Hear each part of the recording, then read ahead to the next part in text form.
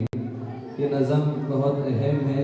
हम जो है इस नज़म को अपनी आंखें नीचे करके और आंखें बंद कर कर अल्लाह की तरफ मुतवज्जो होकर इस नज़म को सुने कि भी मरने के बाद के जो हालात हैं, इन तमाम हालात को इस नज़म में पेश किया गया है।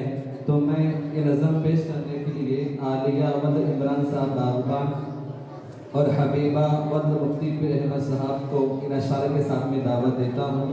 डरता हूँ मौत से मगर मरना ज़रूर है, डरता हूँ मौत से मगर मरना ज़रूर है, दरसता हूँ कफन से मगर पहनना ज़रूर है। हो जाता हूँ गमगीन जनाजे को देख कर, लेकिन मेरा जनाजा भी उठना ज़रूर है। होती है कब कभी कब्रों को देखकर, होती है कब कभी कब्रों को देखकर, पर मुद्दतों इस कब्र में रहना ज़रूर है। इस नज़म को ध्यान से सुने और अपनी आंखों से आंसू बहाकर अल्लाह की तरफ मुतवज्जो होकर तौबा करें, इस्तिग़फ़ार करें।